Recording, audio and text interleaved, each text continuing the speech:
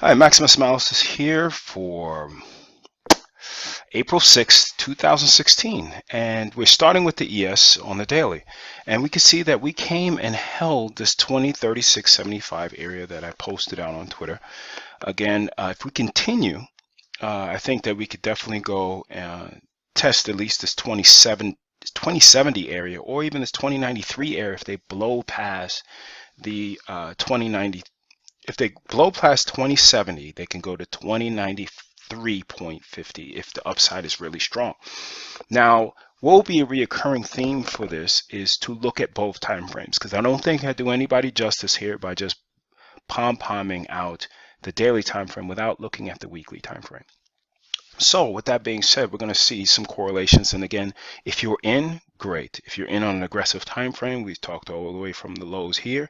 Aggressive time frames, you should be getting paid. And again, if you can hold on the longer time frame but get in on the if you can stay in on the daily time frame and get in on the aggressive time frame, that's probably something that you probably could even use when the market conditions aren't as crazy as they are, which again we'll see. But again, this week's low is actually 2034.25. I posted out a level earlier. It was 2036.75. Now last week's low that we need to look at is 2019.25.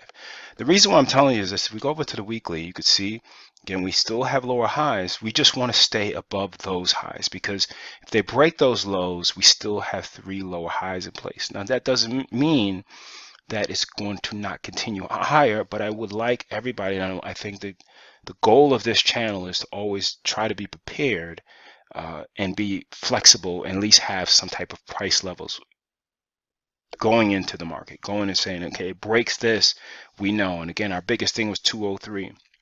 Before that, it was 170, 1978 to 1965. You can go all the way back, and as these things continue up, I try to give levels. Again, it's the 203 now to 214.25. Now 214.25 would actually break last week's low. So if they broke that, then but again, until they break that, we still have to say that they're in a bullish position again. But just be cautious, and again, use the lower time frame, and we want to see some type of follow through.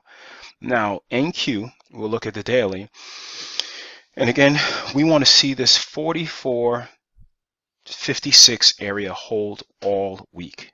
Okay, and top side, we'll look at something, a level that we'll watch going into tomorrow or this week is 45.89.50. Okay, that's an area that is basically the mid level or route about thereof of the middle of the chop. Now that is from last year, but we still can't discount looking at the past to help us in the future. Now looking at the NQ on the weekly time frame, you can see that the volume is starting to taper off a little bit, but again, this is still an open candle. So we just have to be mindful of that and see them not get back below this. We don't want to, again, I don't know. We'll see. I just don't want to, it's up many weeks in a row, and we just want to make sure that if you're in, you're not discounting both sides. So if you're on a daily, on an aggressive time frame, and you're looking to take this, hopefully you're in already on the aggressive time frame and you're holding. So let's look at the YM on the daily.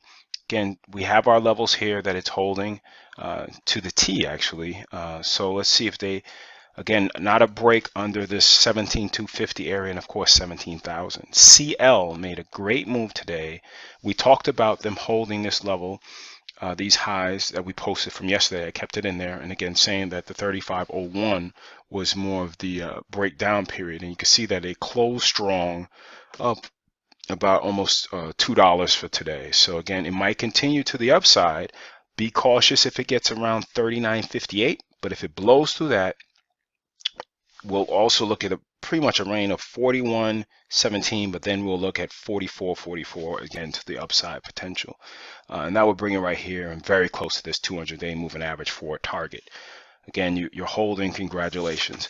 Now on the equity side, you'll see more evidence of great on the daily. Weekly kind of looks a little different, so that's why I'm giving a little bit of caution. Again, I'm still echoing the aggressive time frames. Get involved, but don't get in right now based on the daily time frame, and also look at the weekly time frame. So we'll start with on the equity side, we'll look at Apple, And you can see the Apple is coming now to test the 200-day moving average and could blow above it. Okay, areas that we want to watch for them to hold again is, let's see, they're right at some levels at 110.88 is a level that we have. Now they break above, we can look and be careful around 113.55. Looks great on this time frame. Again, weekly we have to see how it closes, but you can see the weekly time frame, it doesn't look that good. Again, we have lower volume, we starting to have tighter body candles, and this looks, if this was on the daily time frame, we would say, okay, we're waiting for a break of this week's low, and then we could potentially short. So just want to show both sides of the fence, because the low of this week is 109.20, and that's what we'll continue to see. Okay, maybe they don't break it this week, but next week we want to hold above that. And we don't want any, continuation really down hard to the downside. Now, Amazon, we looked at, and they're right at the level that we talked about. Again, 600 to 602 was the target. Okay, hit that, and then we said 588.56 was the area we wanted them to hold. Currently, they're holding that. We want to see them follow through. Now, they follow through. We could see potentially 613.07 to, if they blow through that, again, it would be 625.51. We also want to look at the Amazon weekly time frame, because again, we see that we're starting to get these small body candles and the volume starting to drop off. Tomorrow's going to be Thursday, so let's really make sure that we're not setting up for a lower high here. We just want to make sure that we are looking at all sides of the fence, or all sides of the big picture here, as well as just a daily, because time frames can really make things look different. So we see that we went sideways, and now we can see if we get a pop above there and you have your upside targets. Google daily time frame, we still want them to hold above this 756 for the week. Okay, we want to see them also, if they hold that, we'll watch to see around 784.53 is the level that we'll watch. Another name that we'll look at is actually TLT. Now this is the ETF for the 20-year bond. And what we want to see them hold is this all week is actually this 130.03 level. Okay, we want to see them hold 130.08 is what we want to see. And again, looking at, sometimes these are very choppy. To clean it up, look at the weekly time frame, and you could see, okay, we need them to hold this pivot right here. So let me get this. We need them to hold this pivot and see if this is just a flag for more upside potential, but we want to see them hold this pivot, but we see the volume is kind of tapering off as well. So either this is a W that's ready to complete, or some people might even look at this as a cup and handle, but your stop has to be below this low, this pivot. Don't start making up patterns and then not really truly putting the stop where it needs to be. So continue to watch that one. Again, that was requested by somebody on Twitter, and if you guys have any names you want me to do, just let me know. I have no problem with doing that. And last but not least is Tesla. Goodness gracious. So the level we want to see them break above is, or stay above this week, is, well, they're right at resistance. So I have a resistance point at 264.69. Again, they haven't broken any lows from this rip up. So again, until they even get remotely close to that, we continue to say that we're in the bull camp. The weekly, again, is also, excuse me, this is the weekly. Let me look at the daily.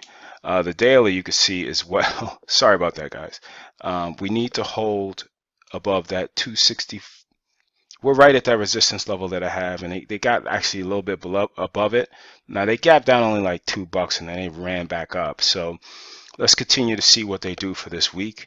Again, last week's low, we continue to watch. And again, if they're going to get to the upside, a portion that we'll look to see as potentially actually a target would be 272.89. So watch those levels, and we'll continue to look at that. And again, on the weekly, and this is one thing that I didn't look at, but also kind of look at in regard to the short float. So they had a high short float of over 25%. A lot of things like that end up being really moving hard. So I didn't see it. But again, we were just using the pure technical analysis here and saying that they broke above this and stayed above this 200-day moving average. So congratulations if you're still long this. Again, now would be the time to be either looking at an aggressive time frame or taking some profit. Bears get paid, bulls get paid, pigs get slaughtered. Take care.